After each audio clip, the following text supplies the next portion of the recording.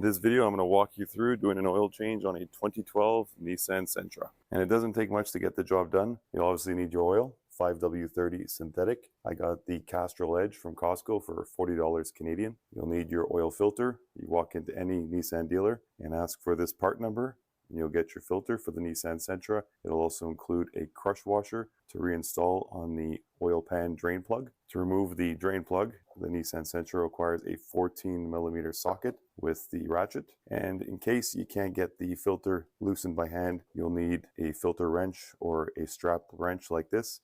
And if you don't have either, and you do have some channel locks that are big enough to fit around the filter, then you can go ahead and use that. Taking off the filter, there's no worry about damaging the filter with these, because you'll be putting a new one on. To install a brand new filter, you would never want to use a tool like this. You only install it and tighten by hand. You'll either need a jack to get the car up or invest in these handy car ramps that I like to use. They give you more than enough room to get underneath the car, as well as a drain pan to collect the oil and a funnel to help you pour in the new motor oil. First thing you do is go for a drive and warm up that engine. A warm engine is going to heat up the oil, be much thinner and easier and faster to drain. Once you get it all warmed up and you're back home, you drive it up onto the ramps or safely jack it up and place it onto 2 jack stands. I also like to add a wheel chuck at the back for extra safety. And if you happen to have an old carpet laying around to protect your driveway a bit, you can lay that down under the workspace.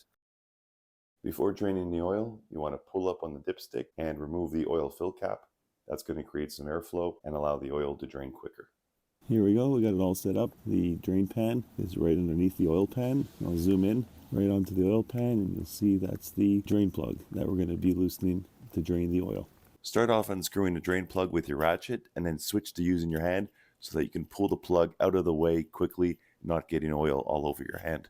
Now that the drain plug is off, you bring it into the garage and clean it off with a shop towel, get all the oil off. And if you were using the crush washer, and if you're going to Nissan solely for your oil changes or doing it by the book, there should be a crush washer on. Mine doesn't, because I had to change the oil pan. Mine rusted out and the replacement oil pan had a plug with a silicone washer. But I'm going to show you, when using the crush washer, people get confused how it's orientated. It's asymmetrical and people get confused with which side goes down, which side goes up. So to remove it from your plug, it's going to be crushed on there paper thin, and you're going to need needle nose pliers to pinch it and slowly rotate it off up the threads and off of the plug. I don't have one on, that's just a demonstration of what you would be doing. And then to put the new one on, to really demonstrate and set you straight, I'm going to get in up close here with my gloves off and show you the crush washer and how it flares out on the side that needs to be threaded in first and butted up against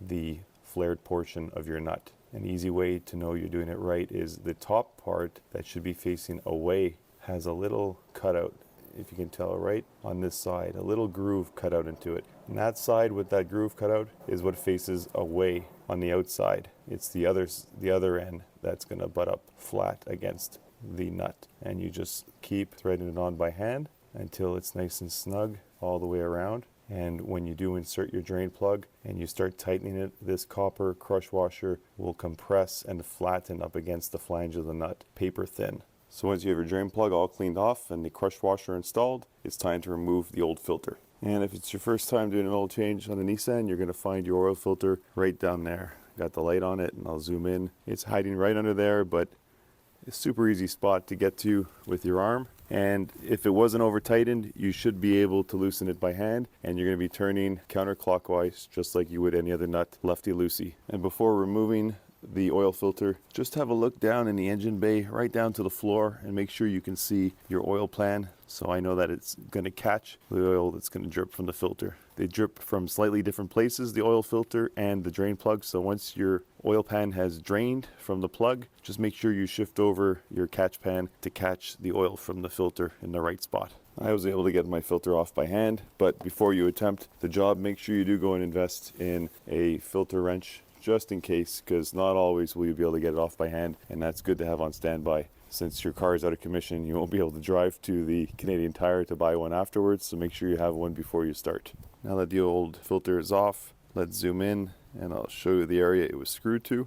You need to get in there with a shop towel and clean all that mating surface off. I'm going to lower the phone in and see if I can get you a better view of what needs to be cleaned. I'll get the light on that whole circular area The center portion is the threaded area that the filter screws onto, and all around there's a nice polished silver mating surface that the gasket of the filter attaches to, presses up against. You want to clean all that really well. With better lighting, I'm going to get under there and show you exactly what I'm talking about. So you want that surface nice and clean. I just wiped it down. I might go with another pass with a shop towel, but that's what you want, is a nice clean mating surface for the oil filter. Now to put the new filter on, it's just the reverse order. But before I do that, I like to write on the new filter my current mileage. Because we're doing this ourselves, we're not going to have that fancy sticker on the windshield. So that's my current mileage. I like to change it every 5,000 kilometers. I like to put the type of oil I used.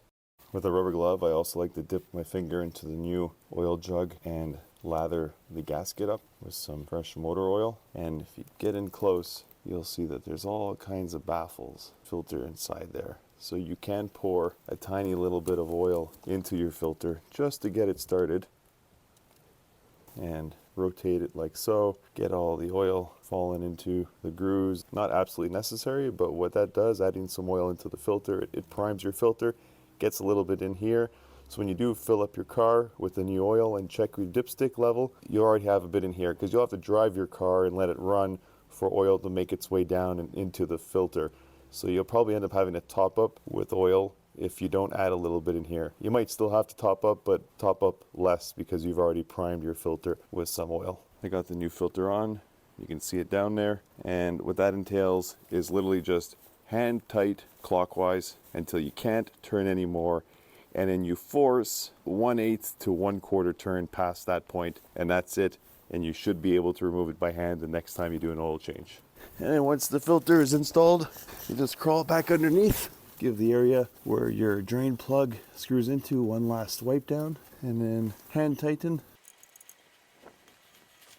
until you can't hand tighten anymore, and finish off with your ratchet using a small ratchet and holding it right at the socket, not far down on the lever, because that gives more strength the longer your lever is. You don't want to over tighten this and strip the threads. It'll be a costly mistake. If you keep your hand right over top of the socket, then you should be safe. And you stop just like the filter, hand tight, and then 1/8 of a turn after that. And that's all it takes to securely fasten your drain plug.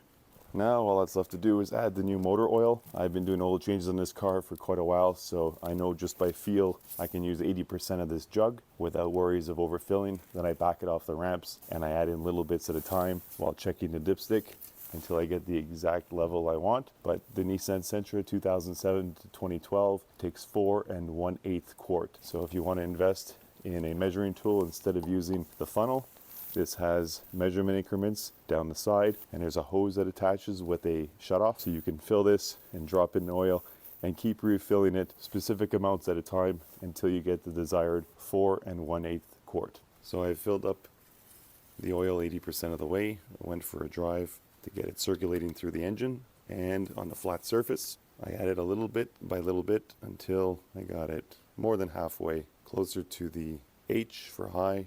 And you can go right up to the H as long as you don't pass the H. My philosophy is the more oil, the better. That's my car over there, off of the slanted driveway and on a nice even surface where I topped up the rest of the oil. And for the old oil, a good way to get rid of it is to use your funnel and pour it back into the oil can.